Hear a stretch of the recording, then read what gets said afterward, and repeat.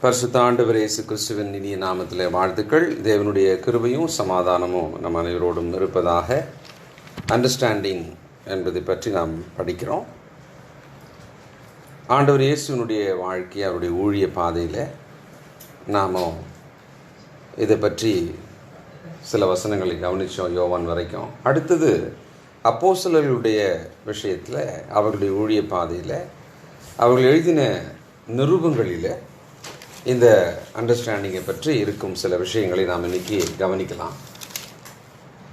ஆவியானவர் அவர்கள் வழியாக நமக்கு சொல்லும் பாடத்தை நாம் கவனித்தோம்னா இதனுடைய முக்கியத்துவம் நமக்கு இன்னும் புரிய வரும்.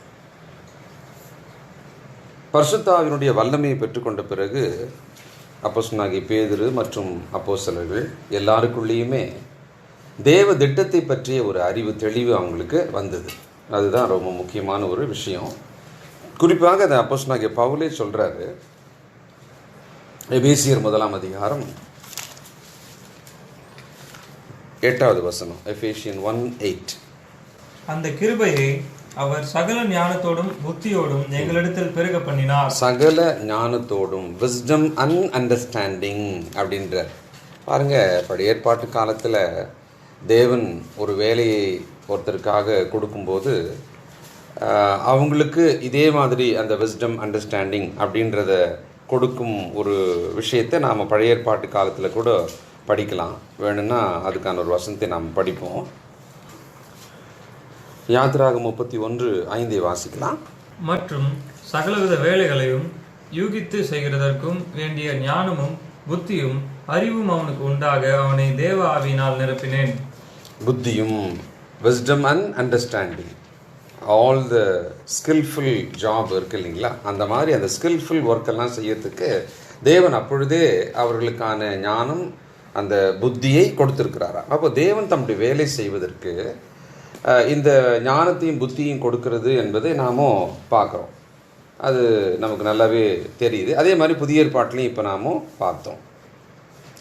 இதே அப்போஸ்தலர்கள் மற்றவர்களுக்காக அல்லது விசுவாச மக்களுக்காக ஜெபம் செய்யும்படி அவங்க சில வசனங்கள் எழுதும் பொழுது கூட நீங்கள் அங்கே பார்க்கலாம். கொலோசியர் 1 அதிகாரம் 9வது வசனத்தில் ஒரு ஜெபம், அந்த மக்களுக்கான ஒரு ஜெபம். கொலோசியன் 1:9. இது நிமித்தம் நாங்கள் அதை கேட்ட நாள் முதல் உங்களுக்காக இடைவிடாமல் ஜெபம் பண்ணுகிறோம். நீங்கள் எல்லா ஞானத்தோடும் ஆவிக்குரிய விவேகத்தோடும் அவருடைய சித்தத்தை அறிகிற அறிவினாலே நிரப்பப்படவும். 1:9 படிக்கிறேன். For this reason we also from the day we heard of it have not ceased to pray and make special request for you, asking that you may be filled with the full, deep and clear knowledge of His will in all spiritual wisdom, in comprehensive insight into the ways and purposes of God, and in understanding and discernment of spiritual things. அப்போது அந்த understanding அப்படின்றது உங்களுக்குள்ள வரணும். அதே Colossian 2:2, அவர்களுடைய இருதயங்கள் தேற்றப்பட்டு அவர்கள் அன்பினால் இணைக்கப்பட்டு பிதாவாகிய தேவனுக்கும் கிறிஸ்துவுக்கும் உரிய ரகசியத்தை அறிந்து கொள்ளுகிற உணர்வில் பூர்ண நிச்சயத்தினுடைய எல்லா ஐஸ்வர்யத்துக்கும் உரியவர்களாக வேண்டும் என்றே இப்படி விரும்புகிறேன். இந்த இடத்துல கூட அந்த அண்டர்ஸ்டாண்டிங்கிறது இருக்கு. For my concern is that their hearts may be braced, comforted, cheered and encouraged as they are knit together in love, that they may come to have all the abounding wealth and blessing of assured conviction of understanding, and that they may become progressively more intimately acquainted with and may know more definitely and accurately and thoroughly that mystic secret of God, which is Christ the anointed one. அப்போ இந்த புரிந்து கொள்ளுதல், புத்தி அவர்களுக்கு வேணும் அப்படின்னு அந்த இடத்துல ஒரு ஜெபத்தை அங்கே செய்தார். அடுத்தது தேவனுடைய வசனங்களை படிக்கும் பொழுது நமக்கு அந்த அண்டர்ஸ்டாண்டிங் வரும் அப்படின்றதையும் அப்போஸ்தலர்கள் தங்களுடைய எழுத்துக்களிலே வெளிப்படுத்தியிருக்காங்க. வாசிப்போம். எபேசியர் 3 அதிகாரம் 4வது வசனம். எபேசியன் 3:4. குறித்து நான் முன்னமே சுருக்கமாக எழுதியிருக்கிறேன். அதை நீங்கள் வாசிக்கையில் கிறிஸ்துவின் ரகசியத்தை குறித்து எனக்கு உண்டாயிருக்கிற அறிவை அறிந்து கொள்ளலாம். when you read then you will understand அப்படின்ற. அப்போ தேவனுடைய வசனங்களை படிங்க, அப்போ நீங்கள் புரிஞ்சுக்குவீங்க. அப்போ அந்த அண்டர்ஸ்டாண்டிங் அப்படின்றத அப்போஸ்தலர்கள் தாங்கள் ஆவியானவராலே பெற்றுக்கொண்ட போல விசுவாசிகள் அந்த அண்டர்ஸ்டாண்டிங் என்பதை அடைய வேண்டும் என்று அவர்களுக்காகவும் ஜெபம் பண்ணியிருக்காங்க. எபேசியன் 4:18, எபேசியர் 4:18. அவர்கள் புத்தியில் அந்தகாரப்பட்டு தங்கள் இருதய கடினத்தினால் தங்களிலே இருக்கும் அறியாமையினாலே தேவனுடைய ஜீவனுக்கு அந்நியராயிருந்து. பாருங்க, they were darkened in their understanding in the heart. அந்த அண்டர்ஸ்டாண்டிங்கில் ஒரு அந்தகாரம் வந்து விட்டதாம். அப்போது அந்த அண்டர்ஸ்டாண்டிங் என்பது எவ்வளவு தெளிவாக சரியாக இருக்கணும் ஒரு விசுவாசிக்கு, ஒரு ஊழியக்காரனுக்கு, ஒரு அப்போஸ்தலனுக்கு என்பதை புதிய ஏற்பாடு ரொம்ப தெளிவாகவே விளங்க செய்யுது. இப்பொழுது எபேசியர் 5:17, எபேசியன் 5:17. ஆகையால் நீங்கள் மதியற்றவர்களாய் do not be foolish, கர்த்தருடைய சித்தம் என்னதென்று உணர்ந்து கொள்ளுங்கள் and understand the will of God அப்படின்றார். நீங்கள் வந்து உணர்ந்து கொள்ளுங்கள், understand the will of God. அடுத்தது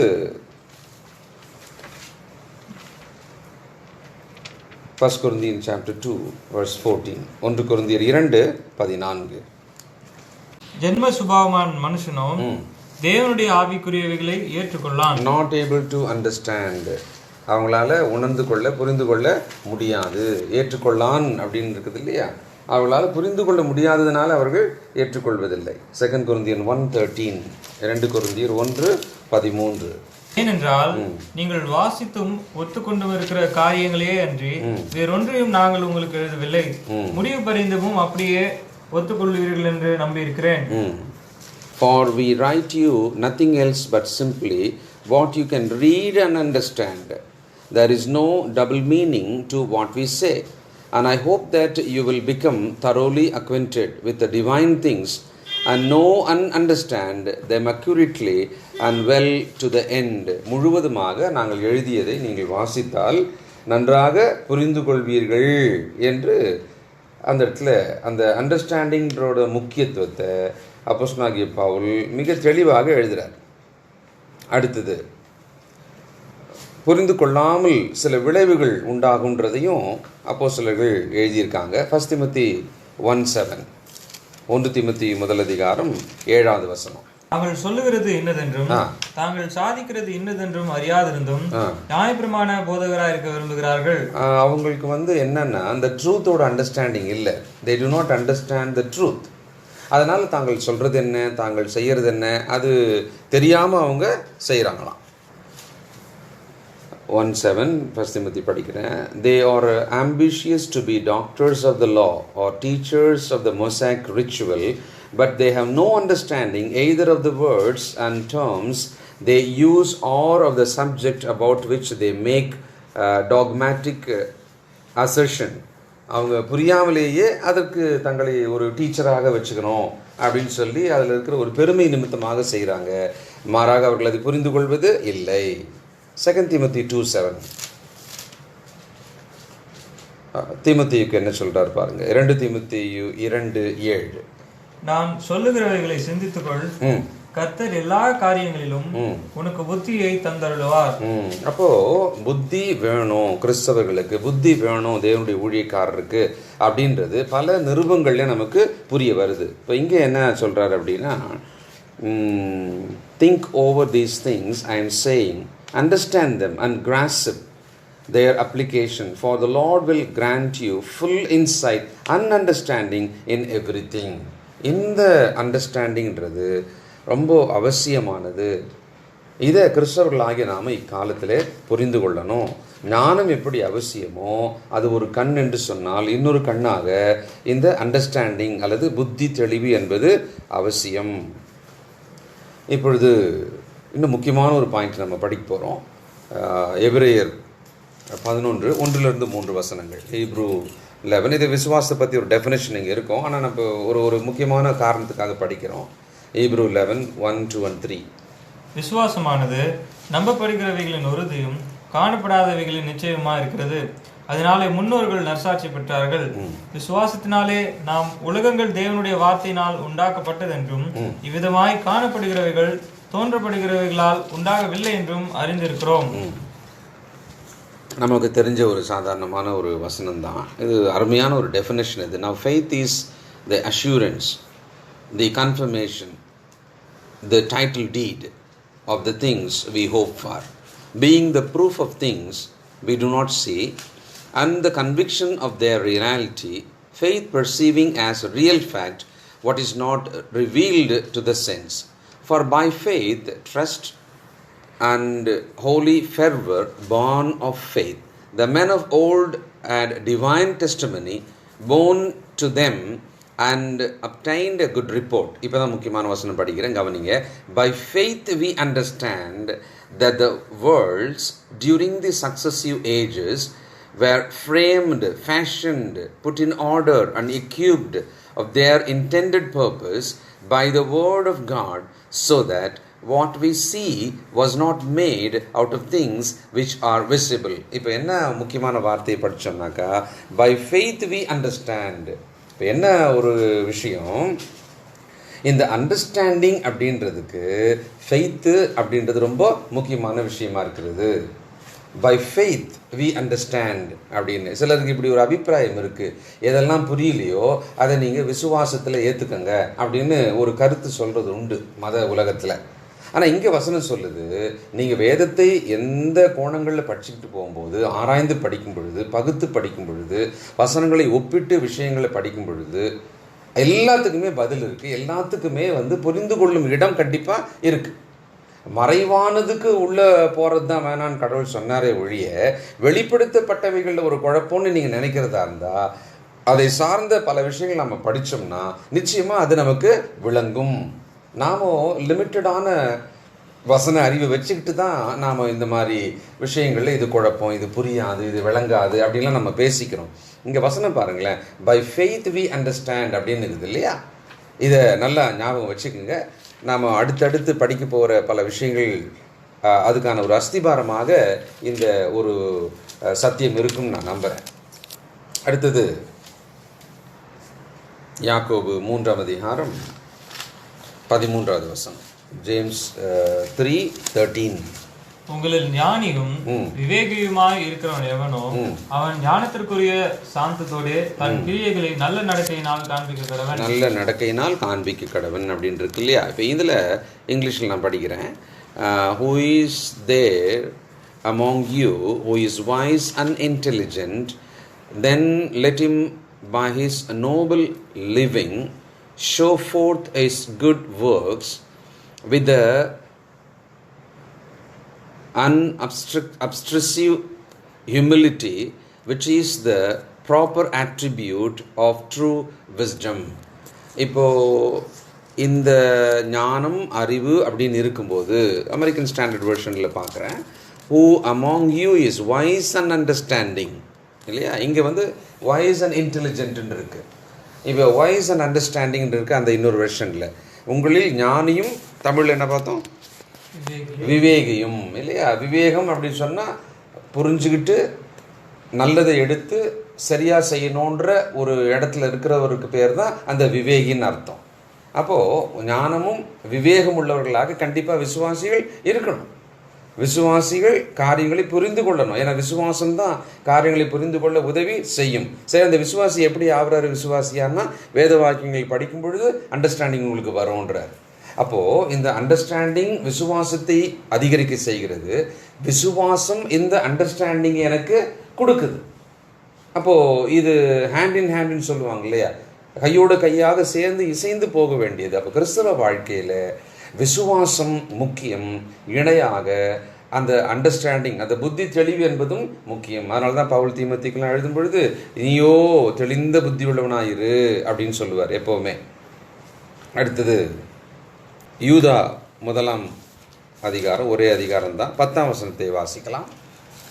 இவர்கள் தங்களுக்கு தெரியாதவைகளை தூஷிக்கிறார்கள், புத்தி இல்லாத மிருகங்களைப் போல சுபாவப்படி தங்களுக்கு தெரிந்திருக்கிறவைகளாலே தங்களை கெடுத்துக் கொள்கிறார்கள்.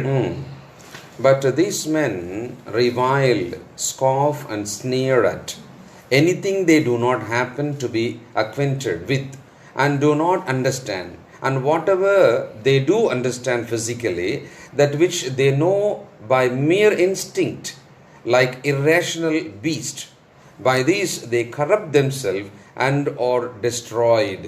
அந்த அண்டர்ஸ்டாண்டிங்கில் ஒரு குழப்பம் வரும்பொழுது அது அழிவை உண்டாக்குகிறது, பிறருக்கும் இடர்லை உண்டாக்குகிறது. பாருங்களேன், இந்த பெரிய டினாமினேஷனல் பிரிவுகள் பாருங்கள், மார்க்க பிரிவுகள். ஒரே பைபிள் தானே, ஏன் இவ்வளோ பேர் பிரிஞ்சிருக்கிறாங்க? நம்ம கூட கேட்டிருக்கோம், பேசியிருக்கோம். அடிப்படை என்ன காரணம்? இந்த வேத புத்தகத்தை மிக சரியாக படித்து பகுத்து நிதானமாக உணர்ந்து கொள்ளவில்லை அல்லது புரிந்து கொள்ளவில்லை. இந்த அண்டர்ஸ்டாண்டிங்கில் ஏற்பட்ட குளறுபடி தான் பலவிதமான வியாக்கியானங்களும் பலவிதமான பிரிவினைகளும் கிறிஸ்தவத்துக்குள்ளே வந்தது. அப்போது நாம் வேத புத்தகத்தை மிக சரியாக படித்து புரிந்து கொள்ளணும் அப்படின்றது தான் இப்போ நமக்கு இவ்வளோ நாள் படித்ததில் இதிலிருந்து நாம் தொடங்கணும். இந்த விஷயத்தை நம்ம முதல்ல புரிஞ்சிக்கணுன்ற இடத்துக்கு நம்ம வரணும். என்ன, வேதத்தை நம்ம முதல்ல சரியாக படித்து புரிஞ்சிக்கணும். அதுக்கு நான் என்ன பண்ணணும், அதுக்கு தடைகள் என்னெல்லாம் இருக்கும் அப்படின்றது. ஏன்னா என்னுடைய செய்தியும் அடுத்தது அதுதான். வேத வசனங்களை படித்து புரிந்து கொள்வதற்கு தடைகள் என்ன, அதுக்கப்புறமாக சரியாக படித்து புரிந்து கொள்வது என்ன செய்யணும் அதுக்காக அப்படின்றதெல்லாம் நம்ம தொடர்ந்து படிக்க போகிறோம். இப்பொழுது ஆண்டவராக இயேசு கிறிஸ்துக்குள்ளே இருக்கிறதுனாலே நமக்கு ஒரு பெனிஃபிட் இருக்குது. என்ன அப்படின்னா, அவருக்குள் ஞானம் அறிவு எல்லா பொக்கிஷம் இருக்குன்றது நமக்கு தெரியும். 1 யோவான் 5:20, 1 John 5:20. நாம் சத்தியமுள்ளவரை அறிந்து கொள்வதற்கு தேவனுடைய குமாரன் வந்து நமக்கு புத்தியை தந்திருக்கிறார் என்றும் நாம் அறிவோம். And we have seen and know positively that the Son of God has actually come to this world and has given us understanding and insight progressively to perceive, recognize, and come to know better and more clearly Him who is true, and we are in Him who is true, in His Son Jesus Christ, the Messiah. This man is the true God and life eternal. அப்போது ஆண்டவராகிய இயேசு கிறிஸ்துவுக்குள் ஞானம் அறிவு ஆகிய பொக்கிஷங்கள் எல்லாம் இருக்கிறது. அவர் நமக்கு இந்த அண்டர்ஸ்டாண்டிங்கை கொடுக்குறாரு. கொலோசியரில் ஒரு வசனம் வாச்சோம்னா நமக்கு இன்னும் நல்லாயிருக்கும்னு நினைக்கிறேன், சப்போர்ட்டிவாக. கொலோசியர் 2ஆம் அதிகாரம் 3வது வசனத்தை வாசிக்கலாம். அவருக்குள் ஞானம் அறிவு என்பவைகளாகிய பொக்கிஷங்கள் எல்லாம் அடங்கி இருக்கிறது. ரொம்ப அற்புதமான ஒரு வசனம் இது. For my concern is that their hearts may be, அந்த 2-3 நான் சேர்த்தே படிக்கிறேன் இங்கிலீஷில், may be braced, comforted, cheered and encouraged as they are knit together in love. ஏற்கனவே நம்ம படித்தோம். That they may be come to have all the abounding wealth and blessing of assured conviction of understanding, and that they may become progressively more intimately acquainted with and may know more definitely and accurately and thoroughly that mystic secret of God, which is Christ the Anointed One. In Him all the treasures of divine wisdom, comprehensive insight. இந்த comprehensive insightன்றதை நம்ம ஏற்கனவே படிக்கும்போது பக்கத்தில் அந்த அண்டர்ஸ்டாண்டிங்கிறது தான் வரும். Into the ways and purpose of God and all the riches of spiritual knowledge and enlightenment are stored up and lie hidden. யாருக்குள்ள? கிறிஸ்துவுக்குள்ள. அப்போது நம் கிறிஸ்துவுக்குள்ளே இருக்கிறதுனாலே நமக்கு ஒரு கான்ஃபிடென்ட் இருக்கணும். என்னென்னா, அவருக்குள் நான் இருக்கிறேன், அவருக்குள் நான் அபிஷேகம் பண்ணப்பட்டிருக்கிறேன். இப்போ அபிஷேகம் பண்ணப்பட்டிருக்கிறேன் ஒரு வார்த்தையை நான் சொன்னேன் இல்லைங்களா? அதுக்காகவே இன்னொரு வசனத்தை வாசிக்கும்போது அந்த அபிஷேகமானது நம்மை நடத்தும் அப்படின்ற ஒரு வசனத்தை நாம் படிக்கலாம். 1 John 2:27, 1 யோவான் 2:27 வாசிப்போம். நீங்கள் அவராலே பெற்ற அபிஷேகம் உங்களில் நிலைத்திருக்கிறது, ஒருவரும் உங்களுக்கு போதிக்க வேண்டுவதில்லை. அந்த அபிஷேகம் சகலத்தையும் குறித்து உங்களுக்கு போதிக்கிறது. But as for you, the anointing, the sacred appointment and unction which you received from Him abides permanently in you, so then you have no need that anyone should instruct you, but just as his anointing teaches you concerning everything that is true and is no falsehood, so you must abide in, live in, never depart from him, being rooted in him, knit to him, just as his anointing has taught you to do. அப்போது நாம் கிறிஸ்துவுக்குள் தெரிந்தெடுக்கப்பட்டு முத்திரிக்கப்பட்டிருக்கிறோம். பரிசுத்த ஆவியானவர் நமக்குள் வாசமாக இருக்கிறார், நம்மை வழிநடத்துகிறார். இவை எல்லாவற்றினாலையும் அந்த கிறிஸ்துவுக்குள் இருக்கிற ஞானம், அறிவாகிய பொக்கிஷங்கள் நமக்கு அவைலபிளாக இருக்குது. இப்போ நாம் ஞானமுள்ளவர்களாக, வேத வாக்கியங்கள் வழியாக அறிவில் தேறினவர்களாக, இந்த வேத வாக்கியங்களை படிக்க படிக்க நமக்குள்ள இருக்கிற இந்த விசுவாசம் வரும்பொழுது அந்த விசுவாசம் நமக்கு ஒரு சரியான அண்டர்ஸ்டாண்டிங்கை கொடுக்கும் அப்படின்ற ஒரு தெளிவோடு கூட நாம் இப்பொழுது வேத புத்தகத்தை படிக்கணும். சரி, இந்த வேத புத்தகத்தை நாம் படிக்கிற பட்சத்தில் ஏன் நம்மளால் சரியாக புரிஞ்சிக்க முடியல, அல்லது வேத புத்தகத்தை படிக்கும்போது ரொம்ப கஷ்டமாக இருக்கும், அது எல்லாத்தையும்லாம் புரிஞ்சிக்க முடியாது அப்படிலாம் ஏன் நம்ம பேசிக்கிறோம், கேள்விப்படுறோம்? இதுக்கு பதில் கதிர்ச்சித்தமான நாம் நாளைக்கு படிப்போம். ஜெபம் செய்வோம்.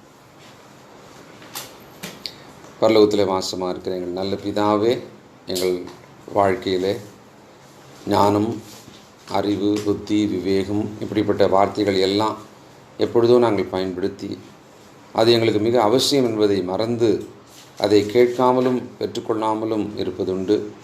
இப்பொழுது இந்த புத்தி, உணர்தல், உணர்ந்து நடத்தல் என்பதை பற்றி, உணர்ந்து கனி கொடுத்தல் என்பதை பற்றி எங்களுக்கு நீர் சொல்லிக் கொடுப்பதற்காகவும் எங்களுக்கு நினைப்பூட்டுவதற்காகவும் நன்றி செலுத்துகிறோம். விசேஷமாக அப்போஸ்தலருடைய வாழ்க்கையில், நிருபங்களிலே ஆவியானவர் ஒரு சுவிசேஷகனுக்கும், விசுவாசிகளுக்கும், சபைகளுக்கும் அவர்கள் இந்த புத்தி தெளிவை அடைய வேண்டும் என்பதை சொல்லிக் கொடுத்து அதை நாங்கள் வாசித்தோம். விசுவாசத்தினாலே நாங்கள் காரியங்களை புரிந்து கொள்ள முடிகிறது. நாங்கள் வேத வாக்கியங்களை படிக்கும் பொழுது எங்களுக்குள் விசுவாசம் துவங்குகிறது. எங்களுக்கான அறிவு, புத்தி எல்லாம் இயேசுவுக்குள் இருக்கிறது.